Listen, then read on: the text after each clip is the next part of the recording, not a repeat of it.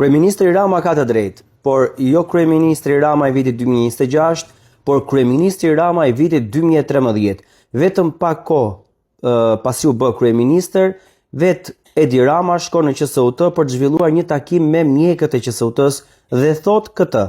Zor gjëndet besojnë Shqipërinë e rënimit sotëm institucional, një sektor tjetër ku rënimi tjetë më i prekshëm, po dhe më prekës për njeriun se sa shëndetësia. Rama i 2013-ës thot një të vërtet për Shqipërinë e vitit 2026, sepse shëndetësia sot është totalisht e rënuar. Pa futur dorën në xhep ti nuk ja bën dot hallit. Këtë spital ka rënë sistemi, madje troç ka rënë gjithë shteti. Ka rënë shteti në momentin që nuk u siguron pacientëve të tij shërbim trajtim. Mungesat e medikamenteve kimio në spitalin onkologjik është një krim kundër njerëzimit. Mungesa e brakiterapisë për gratë të cilat vuajnë nga kanceri ginekologjik është një krim kundër njerëzimit, sepse këto gra pa këtë lloj trajtimi shkojnë drejt fatalitetit, u përsëritet sëmundja. Ndërkohë pacientët të cilët kanë nevojën e PET skanit gjithashtu edhe ata nuk e kanë këtë lloj pajisje në spitale, detyrohen të ikin jashtë vendit.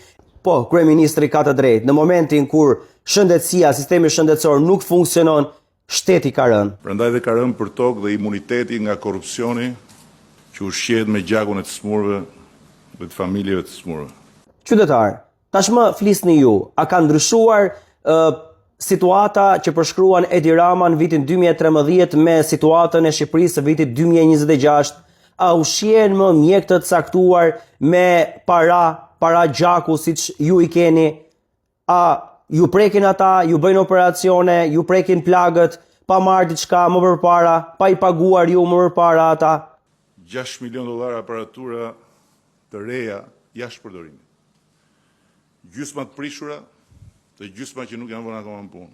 Po ka të drejtë. Rama i 2013-ës ka të drejtë për 2026-ën, sepse pajisja e cila bën trombektomi dhe arteriografi në QSUT ka 2 vite e blerë në QSUT dhe nuk vendoset në punë. Është një pajisje aq jetike saqë edhe vetë kryeministri, larg qoftë, nëse pëson goditje në kokë, do duhet shkoj tek privati.